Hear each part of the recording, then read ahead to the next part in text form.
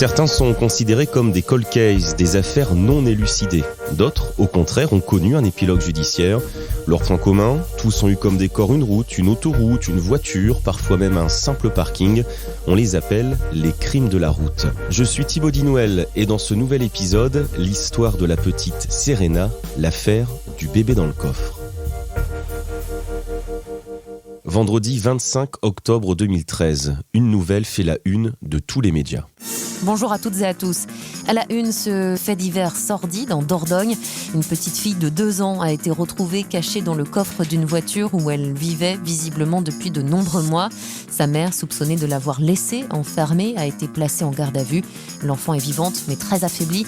Elle a été découverte par des garagistes. C'est ainsi que commence l'histoire de la petite Serena un vendredi d'automne 2013 dans un garage automobile de Terrasson-la-Ville-Dieu, en Dordogne. C'est là qu'elle est retrouvée dans le coffre de la Peugeot 307 de sa maman, sa première maison en quelque sorte. Elle y aura vécu les 2 premières années de sa vie, dans les excréments, au milieu des asticots, dans une puanteur insoutenable. L'enfant est rachitique, comme un pantin désarticulé, témoignent les garagistes qui l'ont retrouvé. Pendant 2 ans, sa maman l'a élevée à l'écart de tout soupçon. Elle était soit cachée dans le coffre, soit dans une pièce en travaux, en bas de la maison. Ni son mari, ni leurs 3 enfants n'étaient au courant de la présence de la petite fille. Retour sur cette affaire sordide avec le journaliste Thomas Mankowski.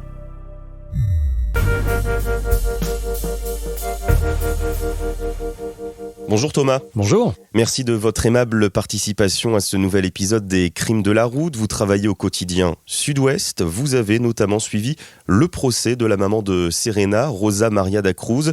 C'est une femme de 45 ans au moment des faits, une simple mère de famille. C'est une mère de famille bien sous tout rapport. Ses voisins n'ont rien à lui reprocher. Ses enfants sont bien élevés. C'est une famille tout à fait normale qui vit dans un pavillon de banlieue. Ils habitent à Brignac-la-Plaine, dans l'ouest de la Corrèze, tout près de la Dordogne, non loin de Terrasson, près du garage, là où sera découvert la petite Serena. C'est une famille donc tout à fait ordinaire en apparence. Tout à fait ordinaire, qui ne pose aucun problème. Elle s'occupe du foyer, elle est très très présente, c'est elle qui s'occupe de tout en fait. Le père est là, mais on découvre que finalement dans le quotidien, il s'occupe d'assez peu de choses et ne se préoccupe d'assez peu de choses. C'est vraiment elle, le pilier de la famille. Une famille donc composée de 3 enfants, 2 garçons et une fille. Et on apprendra que parmi cette fratrie, 2 sont arrivés par surprise après des dénis de grossesse. Tout à fait. Son 2e enfant arrive dans un repas de famille. Elle est au Portugal. À un moment, elle se sent mal et elle se retrouve à accoucher au moment de ce premier repas au milieu des convives. Son 3e enfant, sa fille, elle réalisera qu'elle est enceinte au 6e mois de grossesse. Ce sont des événements un peu abracadabrantesques. On accouche au milieu d'un repas de famille. On a du mal à imaginer un peu ce que ça peut représenter. On l'imagine mal, on le comprend mal. Les experts qui vont d'ailleurs expliquer le déni de grossesse à son procès vont justement expliquer à quel point le cadre du déni de grossesse est flou et encore assez mal compris, assez mal maîtrisé. Il n'y a pas beaucoup de consensus sur le sujet. Ça va beaucoup d'ailleurs compliquer les débats et déterminer. On n'a pas de cadre précis et l'absence de cadre précis ne va pas faciliter la prise de décision pour savoir ce qu'il faut trancher et quel verdict il faut rendre. En novembre 2011, elle est victime d'un nouveau déni de grossesse. Son 4e enfant, une petite fille, voit le jour le 24 novembre. Il s'agit de Serena. Comment se passe cet accouchement ? Ça se passe au milieu de la nuit. Elle a mal au ventre. Elle descend et elle donne la naissance seule. Elle coupe le cordon. Elle la prend dans ses bras, elle la pose et... De ce qu'on comprend, parce que tout ça est quand même assez flou dans ses descriptions, il y a eu beaucoup de contradictions, elle continue sa vie comme si de rien n'était. Et là aussi, elle ne s'y attendait vraiment pas. Non, elle est confrontée à un déni total de grossesse, comme pour son 2e enfant, et va aussi se coupler, c'est ce qui va être décrit, un déni d'enfant. Elle décide de ne pas le dire et de s'enfermer dans un mensonge. À partir de ce moment-là, que devient cet enfant ? Cet enfant, il va vivre entre un coffre de voiture le coffre du break familial, ce break qu'elle seule conduit, et une pièce de la maison dans laquelle personne ne va. La petite va évoluer entre ces deux espaces. Ça, c'est un paramètre important, le fait que la voiture, elle seule, la conduise. Tout à fait, parce qu'on ne comprend pas, ça paraît invraisemblable de se dire, parce qu'au départ, comme elle est découverte à terrasson dans le coffre, on va la surnommer, certainement maladroitement, mais le bébé du coffre. Mais c'est plus compliqué que ça, elle n'est pas que le bébé du coffre. Toujours est-il que quand elle est dans cette voiture, il n'y a que la mère qui la conduit, le père n'a pas le permis, lui se déplace en scooter. Les enfants n'ont pas le droit, mais comme c'est des enfants, ils ne s'en inquiètent pas, ils ne posent pas la question de mettre le cartable dans le coffre, parce qu'elle dit c'est sale, il ne faut pas mettre le cartable dans le coffre, donc les enfants, ils le prennent avec eux et personne ne regarde, personne ne s'en occupe. On pense que ça sent particulièrement mauvais. Le père, lui, pense que c'est la moisissure, qu'il faut laver les tapis, tout ça, mais on ne se pose pas plus de questions que ça. Ça paraît invraisemblable qu'il y ait une autre personne dans la voiture, qui plus est un nourrisson, et que personne ne s'en rende compte. Alors déjà, Serena est d'une incroyable discrétion. C'est ce qui lui vaudra son prénom, explique d'ailleurs sa maman. Tout à fait. Donc déjà, c'est une enfant qui ne fait pas de bruit. D'autre part, normalement, quand elle prenait la voiture, l'enfant est à ce moment-là dans la maison et inversement, normalement, il n'y a pas eu de situation où l'enfant et les autres enfants étaient dans le même véhicule. Et ça, on ne sait pas très bien effectivement comment Rosa Maria da Cruz a réussi à organiser sa vie pour toujours faire croiser ces deux mondes et faire en sorte que ces deux mondes ne se croisent jamais pendant presque 2 ans. 2 années pendant lesquelles Serena n'a aucun contact avec le monde extérieur. Elle peut passer plusieurs heures, voire même plusieurs jours toute seule. On suppose que tous les jours, elle va la voir, on suppose que tous les jours, elle la nourrit, mais visiblement, ça s'arrête là. À son procès, l'accusé s'applique à démontrer qu'elle n'a pas considéré Serena comme autre chose qu'une chose pendant ces 2 années. Elle prend conscience de son existence au moment où elle est découverte par les garagistes à Terrasson. Et comme elle est chosifiée pendant toute cette période, elle s'en occupe comme on s'occupe, c'est triste à dire, c'est malheureux, mais comme on entretiendrait un véhicule, comme on s'occuperait d'une maison, etc. Il y a ce mécanisme qui est difficile à expliquer, qui fait qu'elle va s'en occuper un minimum pour la maintenir en vie, mais pas davantage. Elle vivra ainsi pendant 2 ans, cette petite Serena, jusqu'au vendredi 25 octobre 2013. Ce jour-là, sa mère, Rosa Maria, décide d'amener sa voiture au garage pour un simple problème de warning.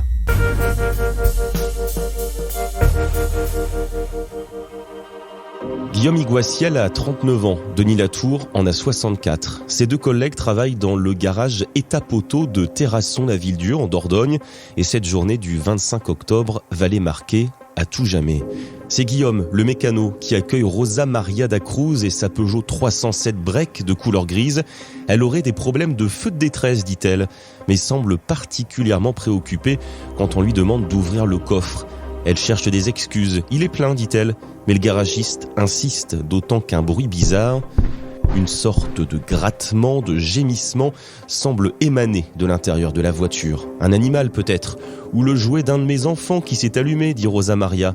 Guillaume, loin d'être convaincu, décide alors de demander de l'aide à Denis, son collègue commercial. C'est lui qui ouvre le coffre de la voiture. Il reste sans voix, estomaqué par cette vision d'horreur.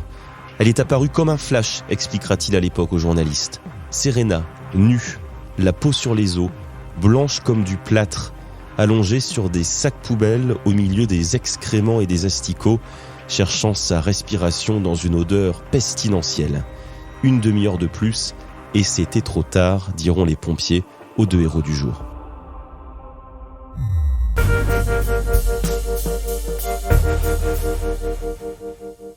Thomas Mankowski, je rappelle que vous êtes journaliste pour le quotidien Sud-Ouest. Vous avez interrogé Guillaume Iguaciel, l'un des 2 garagistes qui a découvert Serena.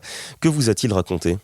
C'était avec beaucoup d'émotion qu'il avait témoigné au procès. Ça l'avait particulièrement touché parce qu'à ce moment-là, lui, il voulait avoir un enfant avec sa compagne. Ça avait mis beaucoup de temps pour qu'ils arrivent à avoir un enfant. Elle était enceinte. Et de voir ce petit bébé abandonné dans ce coffre, c'était quelque chose qui l'avait bouleversé, qui l'avait accompagné durablement. Il était vraiment bouleversé. Pour autant, et là aussi où il était touchant, c'est qu'il n'accablait pas non plus la maman. Quand Serena est retrouvée par ses garagistes, elle est tout de suite prise en charge par les secours. Comment réagit sa mère à ce moment-là ? Elle n'a pas semblé paniquer, elle s'est jamais fâchée, nous a raconté Guillaume Iguassel. Elle se fâche pas quand ils appellent les pompiers, elle laisse faire. Les gendarmes sont alertés, à ce moment-là, elle expliquera que ça l'a soulagée, que inconsciemment, elle était rentrée dans un moment où elle espérait justement que Serena soit découverte et que elle avait provoqué ce moment. C'est pas très clair, on ne sait pas très bien dans quelle mesure ça a été voulu, pas voulu. En tout cas, les choses sont faites. Et elle considérera que la naissance de son enfant intervient au moment où les garagistes la découvrent. Serena est hospitalisée à Brive et les premières constatations des médecins sont accablantes. Oui, l'enfant est vraiment carencé à tous les niveaux. On dit au médecin, arrive un enfant de 2 ans, et il trouve un enfant du poids et de la taille d'un enfant de 6-7 mois. Elle est sale, elle est pâle, elle tient pas sa tête, elle émet des espèces de petits cris qui ressemblent pas à des babillages. Il n'y a pas de larmes, elle a un strabisme. Surtout, ils sont frappés par ces cris semblables, je cite, à ceux d'un animal. Elle a ce mâchonnement buccal permanent. C'est pas du tout une enfant comme les autres. Ils vont aussi la comparer, je cite, à un enfant sauvage. À un moment, un expert, je me souviens, au procès, avait parlé de Mowgli parce qu'il lui avait tendu le biberon et elle avait eu le réflexe de l'attraper, de le faire tenir avec ses pieds. Et c'était aussi le signe qu'elle avait passé beaucoup de temps dans le couffin et qu'elle se nourrissait aussi. Elle avait attrapé des habitudes d'enfant, de bébé qui se débrouillait seul. À l'hôpital, elle s'éveille peu à peu, elle commence à sourire un petit peu, ce qui donne un peu du baume au cœur aux nombreux médecins qui l'accompagnent, mais elle a quand même de lourdes séquelles. Les médecins expliqueront que ces problèmes physiques, avec le temps, ils sont capables de la faire progresser et de la faire rattraper à peu près le niveau de son âge. Ce qu'ils ne peuvent pas récupérer, ce qu'elle ne récupérera jamais, le mal irréversible qui a été causé par cette situation, sont liés à son absence de relations et de relationnel avec les autres. Quand l'aide sociale à l'enfance va la confier à une famille très aimante et qui va prendre beaucoup soin d'elle, ça reste très très très compliqué, en particulier très très socialement. Elle a du mal à composer avec la présence des autres. Enfin, c'est quelqu'un qui est très compliqué d'approcher et ça va durer des années. Elle souffre d'un syndrome autistique. Elle souffre d'un syndrome autistique. Elle n'apprendra à mâcher qu'à l'âge de 6 ans. Enfin, c'est très compliqué physiquement et psychologiquement. Elle a beaucoup de mal dans le relationnel du fait d'avoir été privée de relations pendant des années. Serena peut compter sur une famille d'accueil, donc sur de nombreux médecins et infirmiers à son chevet, et puis surtout sur un formidable élan de solidarité, parce que son histoire a touché des milliers de personnes. Mais l'hôpital de Brive, là, entre le moment où elle est découverte et les semaines qui ont suivi, va recevoir des dizaines de lettres, des cadeaux, des nounours, des messages d'affection par dizaines, avec des mots très très touchants. Il y avait une lettre qui disait « Je souhaite que ta vie future soit plein d'éclats de rire, de soleil, de bonheur, d'affection, de tendresse. Sache que dans mon cœur, il y a une place pour toi, petite demoiselle. » Il y a vraiment beaucoup d'amour qui se reporte vers elle. Son histoire émeut. C'est tout à fait normal, on le comprend. La priorité, vu ce qu'elle a traversé, là où l'aide sociale à l'enfance va devoir jouer son rôle, c'est de lui donner tout ce dont elle a été privée pendant des années. Pendant ce temps-là, Rosa Maria da Cruz, sa mère, par contre, se voit qualifiée de tous les adjectifs par la vindicte populaire. Elle est mise en examen, placée sous contrôle judiciaire mais laissée libre. Ses 3 autres enfants lui sont retirés et son procès s'ouvre en novembre 2018 à Tulle. Vous y avez assisté, Thomas. Quelle impression vous a-t-elle faite ? Elle semblait prête à affronter le tourbillon juridique et médiatique. À ce moment-là, au premier procès, ce ne sera pas le cas au deuxième, mais elle ne décourage pas. Il y a beaucoup de médias, forcément, c'est très suivi. Elle ne décourage pas les médias de faire des photos d'elle, l'interdit pas en tout cas. Elle est dans une tenue noire, sobre. Elle semble prête à l'affronter. Mais quand elle commence à prendre la parole, elle n'éclaire pas beaucoup le tribunal, elle n'aide pas beaucoup le tribunal à voir clair. Elle se défend un peu maladroitement. Elle se défend très maladroitement, elle se contredit énormément, il y a beaucoup de contradictions qui sont relevées entre ce qu'elle avait pu dire, ce qu'elle a dit, ce qu'elle dit. C'est très, très compliqué d'y voir clair. Elle n'est pas sa meilleure avocate. Est-ce qu'elle donne quand même des débuts d'explication ? Elle expliquera qu'au au moment de sa garde à vue, elle a tellement peur qu'on lui retire ses autres enfants qu'elle va vouloir montrer qu'elle s'est occupée de la petite Serena et quand même montrer qu'elle ne l'a pas abandonnée. Quand arrive le procès, elle dira tout l'inverse. Elle s'en est pas occupée. Elle l'a pas considérée. Et c'est là où ça devient très troublant pour ce qui suit le procès. C'est-à-dire qu'on a quelqu'un qui, pour sa défense, dit qu'elle n'a pas du tout considéré la victime, et des parties civiles qui sont donc là pour obtenir sa condamnation, qui vont se battre pendant 5 jours pour dire si madame, vous êtes occupée de cet enfant. Totalement paradoxal. C'est paradoxal et en même temps l'explication est simple, c'est-à-dire que pour Rosa Maria da Cruz, elle expliquera plus tard que c'est un expert qui lui a fait comprendre qu'elle avait chosifié sa fille, et c'est cette chosification, je reprends un terme qui a été employé, qui éclaire son comportement. Grosso modo, elle ne peut pas avoir fait de mal à un enfant dès lors qu'elle ne sait pas qu'elle a un enfant. Pour elle, cet enfant, certes, quelque chose est sorti de son corps, mais ce quelque chose, ce n'est pas un enfant, ce n'est pas son 4e enfant. Cet enfant n'existe pas. Cette situation qu'elle doit gérer et qu'elle s'applique à gérer du mieux qu'elle peut juste pour la maintenir en vie, mais elle veut surtout pas montrer qu'elle l'a considérée avant qu'elle ne soit découverte. Et c'est sa découverte qui va à ce moment-là faire la bascule. Et ça, les experts vont, pas tous parce que c'est très compliqué, mais vont expliquer que ça a du sens ce qu'elle dit. Est-ce que son passif de grossesse, c'est donc ces 2 dénis antérieurs, pèse dans les débats ? Plusieurs experts ont considéré qu'il y avait une défaillance dans son accompagnement. Quand elle a fait ses dénis, elle n'a pas été accompagnée. Elle racontera que quand elle est allée voir son médecin traitant après la naissance de son 2e enfant, donc déni total, il lui a ri au nez quand elle a parlé de déni de grossesse.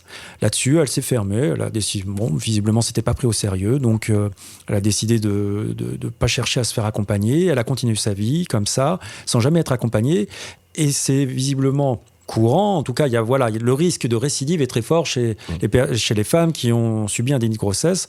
Donc, les experts ne sont pas surpris de la voir faire des dénis. Eux sont plus surpris sur le fait qu'elle n'était pas accompagnée. Et puis surpris aussi que ce déni de grossesse n'ait pas abouti sur un infanticide. Un des experts avait considéré que c'est parce qu'elle fonctionne dans le déni qu'elle n'a pas tué Serena. Lui, c'était le docteur Delcroix, qui est expert gynécologique, qui était venu témoigner, qui était venu même tenir une tribune au tribunal pour expliquer le déni de grossesse et expliquer à quel point la société ne prenait pas en compte le déni de grossesse. Et il disait qu'il n'avait jamais rencontré en 40 ans de carrière de cas similaire à celui-ci. C'est-à-dire un déni de grossesse absolu sans que le nouveau-né meure des suites de l'accouchement ou d'un geste néonaticide. Et selon lui, Rosa Maria da Cruz aurait eu un flash de son 2e accouchement au moment où elle accouche de Serena.